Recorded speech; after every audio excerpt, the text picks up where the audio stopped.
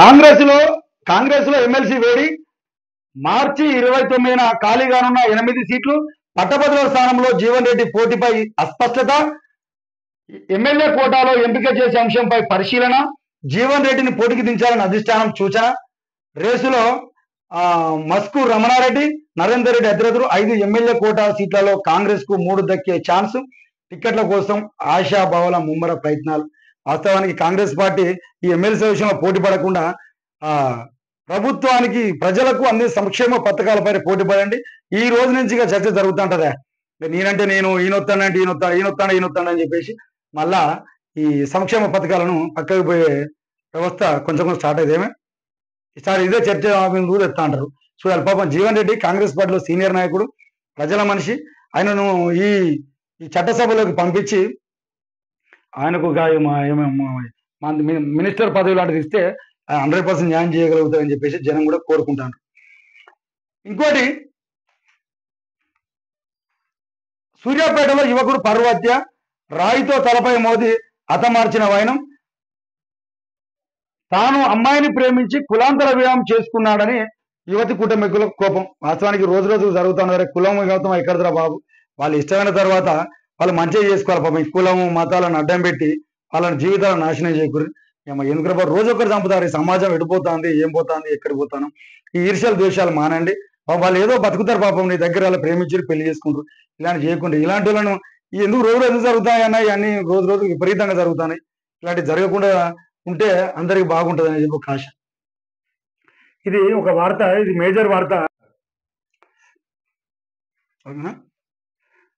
Phone tapping case తిరుపతన్నకు bail 10 నెలల తర్వాత సుప్రీంకోర్టులో ఊరట. విచారణకు సహకరించాలని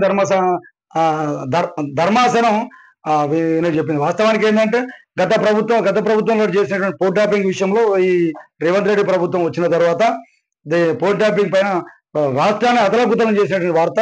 అందులో భాగంగా ఈయనకు ఇన్ని రోజులు జైల్లో ఉన్నాడు. ఈ 10 నెలల తర్వాత ఈయనకు బెయిల్ వచ్చింది. మీకు ఎప్పుడు పిలిచినా కూడా మీరు ప్రభుత్వాన్ని సహకరించాలని అని చెప్పేసి అంటాడు.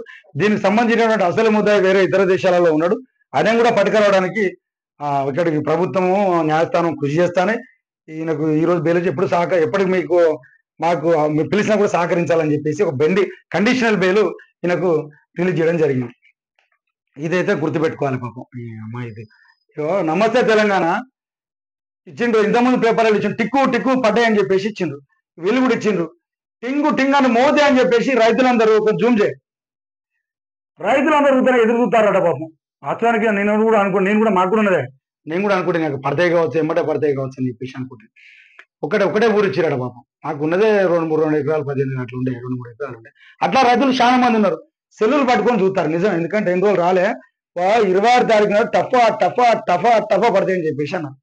ఆ 26 తారీఖు 28 వచ్చే మళ్ళీ 30 ఎకర వరకు, మార్చి 30 వరకు కూడా వేడి. మరి అప్పటి ధరకు ఇట్నే చూడాలన్నా మధ్యలోనే పడతాయా? ఇది చూడాల్సిన అవసరం. ఎందుకంటే ఈ ప్రజలని మోసం చేయకుండా మీకు అయితేనేమో ఈ పంటలో వేస్తామని చెప్పుర్రి. లేకపోతే ఇప్పుడు ఇచ్చేది ముక్కమరిగా పెట్టి తర్వాత మీ నిమ్మలంగి తోట కరెక్ట్గా పాపం చూడు పెద్ద మనిషి వీళ్ళంతా ఎట్లా చూస్తారు చూడు. అంతా సెల్లు పట్టుకొని చూస్తారే. పడ్డా లేదా మెసేజ్ వస్తుందనా? ఇక చూడాలి, ఇలా కథ ఏదో చూడాలి. భరోసాపై భంగపాటే, పెట్టుబడి సాయం మరింత ఆలస్యం. తొలి రోజే పైలట్ గ్రామాలకే నిరుపయోగ భూములను లెక్కజల్చడం గందరగోళం. 26 నుంచి రైతు భరోసా అమలు చేస్తామన్న సర్కార్ మిగిలిన గ్రామాలకు ఎప్పుడు ఇస్తారో చెప్పలేని ప్రభుత్వం. పూర్తి కాని భూముల సర్వే, డాటా ఎంట్రీ అని జప్యం. ఆ భూములను ఫ్రిడ్జ్ చేస్తేనే రైతుల భరోసాకు క్లియర్. సీఎం చెప్పినట్టు భరోసా కోసం 2 నెలలు ఆగాల్సిందేనా? 577 గ్రామాల రైతులకు 569 కోట్లు జమ అని చెప్పేసి తుమ్మల నాగేశ్వరరావు ఇచ్చింది. వాస్తవానికి 26 నాడు వస్తాయని చెప్పేసి అన్ని రకాల రైతులు కోరుకున్నారు, కానీ రాలేదు. మరి 30 ఎకర వరకు ఇస్తా అని చెప్పేసి అంటారు. మరి 2 నెలలు జరగని 2 నెలల కార్యక్రమం పడుతుంది. ఆ 2 నెలల వరకు ఆగాల్సిందేనా అని చెప్పేసి జనం ఏది చూస్తారు. 2 నెలల వరకు ఆగాల్సిందే అని చెప్పేసి అంటారు.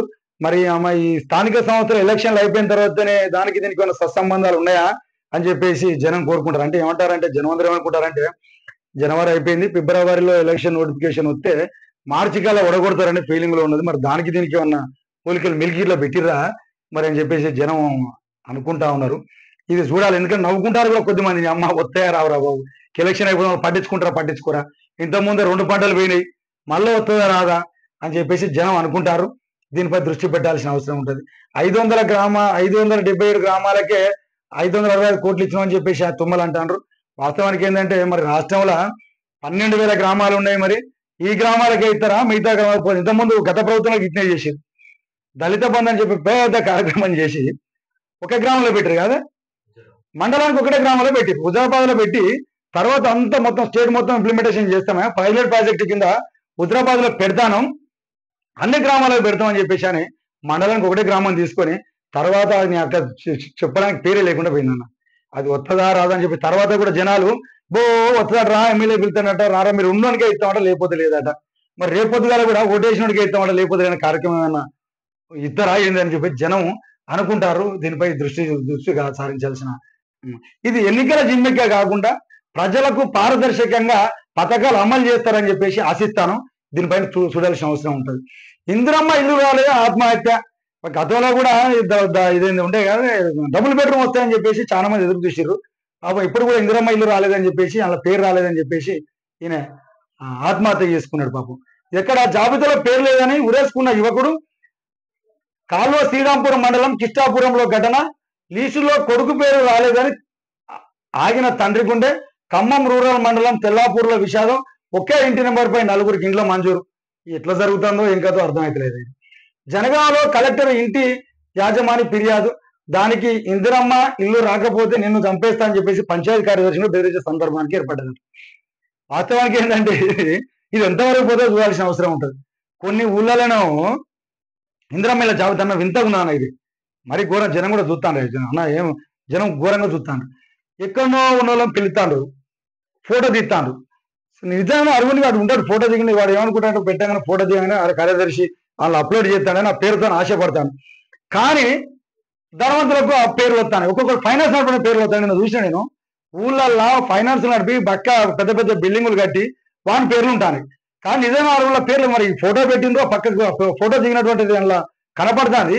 కానీ అరుగుల విషయంలో పేరు కనపడతలేదు. అసలు నిరుపేదలు, వాళ్ళ పేరు వస్తలేదు. గతంలో కాంగ్రెస్ పార్టీ ఓట్లు వేసిన వాళ్ళ పేర్లు, వేరే వాళ్ళ ధనవంతుల పేర్లు, రావుల పేర్లు, రెడ్ల పేర్లు కనపడుతున్నాయి. మరి మీరు ఏమన్నారు? ఫస్ట్ వికలాంగులకు ఇస్తాం, ఫస్ట్ పేదలకు, ఎస్సీ ఎస్టీ బీసీలకు ఇస్తాం, తర్వాత మిగతాలో చూస్తాం, పేదలందరినీ చూస్తామని అంటారు. కానీ ఇది నా పేరు రాకపోయింది చెప్పి పేదను గుండెగా తిరగలేడు. వాడు అయిపోయింది. తిరగలేక మళ్ళీ నాకు వద్దు రాదు అని చెప్పేసి భయంతో ఆత్మహత్య చేసుకున్నాడు. మళ్ళీ ఇంకోటి కూడా, ఒక్క ఇంటి పేరు మీద 4 ఇండ్లు ఇచ్చిరట. మరి అక్కడ జరిగేటువంటి అధికారులు ఏ విధంగా చూస్తారని దానిపైన కూడా దృష్టి పెట్టాల్సిన అవసరం ఉంటుంది. గ్రామాల్లో లేని వారి రైతు కూలీలా, మున్సిపాలిటీలో ఉండేవారి విచక్షత ఎందుకు? అది ఇదొకటి కూడా మేజర్ వార్త. గ్రామాల్లోని వారే రైతు కూలీలా, మున్సిపాలిటీలలో ఉండేవారి విచక్షత ఎందుకు? ఎవరు రైతు కూలీలో ఎవరు కాదో ఎట్లా తేలుస్తారు? 129 మున్సిపాలిటీలో 8 లక్షల మంది కూలీలు. 4 వారాల్లో తగిన నిర్ణయం తీసుకోవాలి. ఇందిరమ్మ ఆత్మీయ భరోసాపై హైకోర్టు ఆదేశం. ఇది కూడా ఆలోచించాల్సిన విషయం. ఇప్పుడు ఊళ్ళల్లో అంత భూమి ఉంటుంది, భూమిలో కూలీ పోతాడు. కాబట్టి రైతు కూలీలు అని చెప్పేసి మీరు నిర్ధారణ చేసుకోవచ్చు. జనం కూడా ఏం చెప్తారంటే భూమి లేదే కూలీకి పోతారే అంటారు. మరి ఊళ్ళ సిటీలో మున్సిపాలిటీలలో కూడా కొంతమంది భూమి లేని వాళ్ళు ఉన్నారు. మరి వాళ్ళని ఏ విధంగా పరిగణిస్తారు? మరి ఎట్లా పరిగణిస్తారు? రైతు కూలీలు అంటే అసలు వాళ్ళకు ఏ విధంగా చూస్తారు? వాళ్ళని పరిగణించగలుగుతారు? ఏ విధంగా సర్టిఫైడ్ చేస్తారు? 4 వారాల్లో నివేదిక చేయాలని చెప్పేసి ఒక హైకోర్టు ఒక ఆదేశం ఇచ్చింది. పెట్టుబడుల నుంచి కాంగ్రెస్ కట్టుకథలు. 1.78 లక్షల కోట్ల పెట్టుబడులకు నిరసన. నిజంగా తెస్తే సీఎం కు సన్మానం చేస్తాం. ఏందా ఇంత పెద్ద మాట మాట్లాడుతాను రేవంత్ కేటీఆర్ అన్న? పెద్ద పెద్ద ఫ్లెక్సీలు కట్టిదే, పెద్ద ఫ్లెక్సీలు కట్టి 1.78 లక్షల కోట్లు తెచ్చినామని చెప్పేసి అంటారు. మరి మేము కొత్తగా చెప్తాను. మరి పిట్టకథలు అంటాము. దీనిపైన దృష్టి పెట్టాల్సిన అవసరం ఉంటుంది. మరి 30 తారీఖు నుంచి గాంధీ విగ్రహం వినతి పత్రాలు ఇస్తామని చెప్పేసి అంటాడు. ఇది చూడాలి, ఇది ఎంతవరకు పోతుందో చూడాలి. సీఎం మంత్రుల ఇండ్ల ముట్టడి. పెండింగ్ బిల్లులపై ఫిబ్రవరి 5న నిరసన. తెలంగాణ సర్పంచుల జేఏసీ హెచ్చరిక. వాస్తవానికి సీఎం గత ప్రభుత్వం చేసినటువంటి బిల్లులు రాలే. అప్పుడున్న పార్టీలు బిల్లులు ఇవ్వలే. ఇప్పుడున్న వాళ్ళనేమో ఇంటిలలో పోయి వదిలిపెట్టని చెప్పేసి అంటారు. అవి చూడాల్సిన వ్యవస్థ ఏంటంటే, మాకు లోటు బడ్జెట్ ఉన్నదా, లోటు బడ్జెట్ని గాలిలో పెట్టడానికి ఇబ్బంది పడతాను, రాష్ట్రాన్ని మొత్తం అప్పుల పాలు చేసిరని చెప్పేసి అంటారు. అయినా ఇస్తామని చెప్పేసి అంటారు. మరి ముట్టడి చేయండి అని చెప్పేసి ఇదోటి వాళ్ళకి సంబంధించిన జేఏసీ వాళ్ళు ఇచ్చిండ్రు అనేది ఒక వార్త ఇచ్చింది. ఇక ఇగో ఇంకోటి వచ్చిండు, ఒక జూమ్ చేయండి. ట్రంప్ నాకు మోడీ ఫోన్ చేసి, మిత్రమా మన ఇద్దరం కలిసి పనిచేద్దాం అని చెప్పేసి ఉందామని చెప్పి ఒక వార్త ఇచ్చిండు.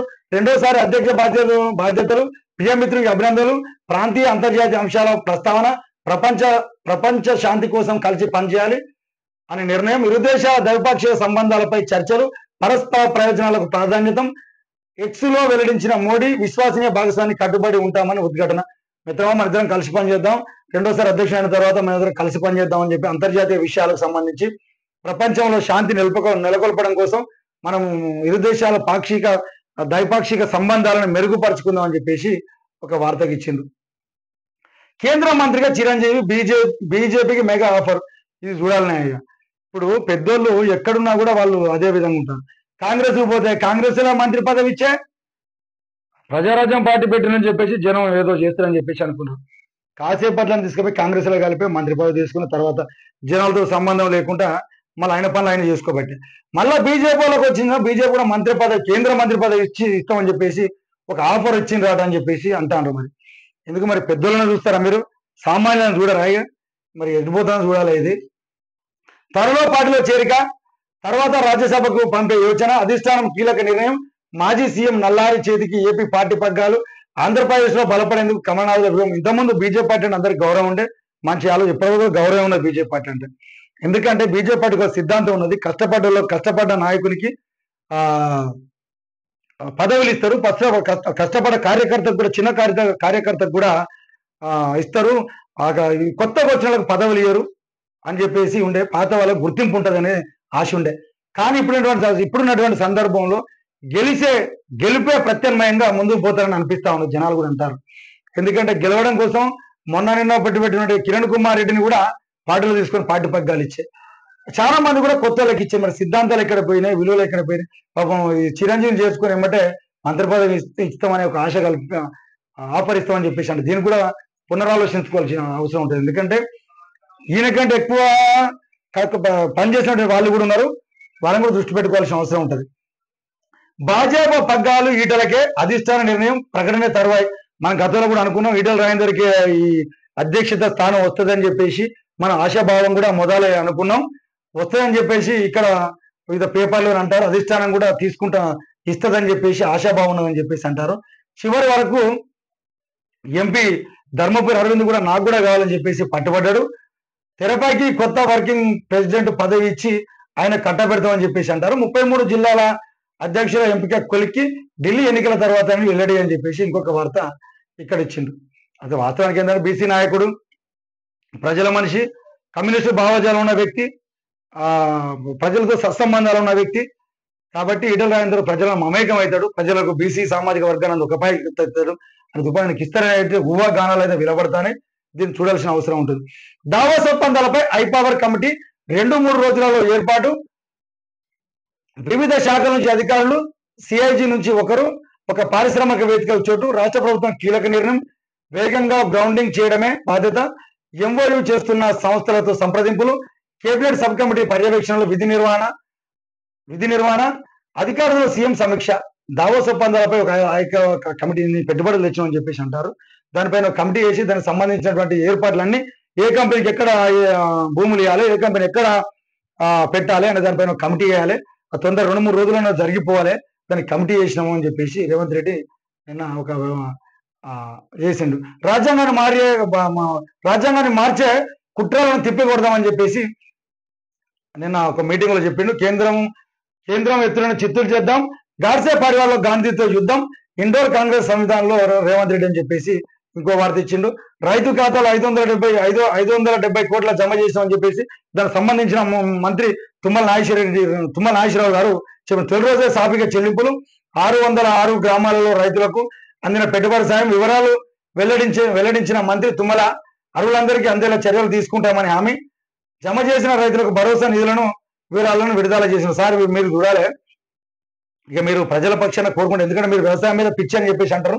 మీరు మంత్రిగా ఉన్నప్పుడే వ్యవసాయం చేసేటువంటి వ్యక్తులు, మీరు ఉన్నటువంటి అక్కడ మీ ఊళ్ళో మంత్రి పదవి చేసుకుంటూ వ్యవసాయం చేసి రైతు బాధలు కష్టాలని మీకు తెలుసు కాబట్టి తొందరగా వచ్చే విధంగా మీరు ప్రత్యేకమైన ఆ శాఖకు సంబంధించిన మంత్రులుగా మీరు 100 బాధ్యత తీసుకోవాల్సిన అవసరం ఉంటుంది. ఎందుకంటే అక్కడ ముగ్గురు మంత్రులు అక్కడ ఉన్నారు. ఒక ఆర్థిక మంత్రి ఎక్కడైనా ఉన్నాడు, మొత్తం ఆర్థిక వ్యవస్థ మొత్తం ఆయన చేతుల్లోనే ఉన్నది. దానికి ఇల్లు ఇచ్చే మంత్రి అక్కడనే ఉన్నాడు, వ్యవసాయ మంత్రి అక్కడే ఉన్నాడు. పెద్ద పదవిలో మీరు ఉన్నారు కాబట్టి అంతా మీరు రైతుల పక్షాన పోరాడినటువంటి వ్యక్తులే కాబట్టి తొందరగా అందే విధంగా చూడాల్సిన అవసరం మీ పైన ఉంటది. దీనిపైన ఈ వార్త ఇచ్చిండ్రు. ఇక తర్వాత రేపు మరిన్ని వార్తలతో మళ్ళా కలుద్దాం. జై హింద్.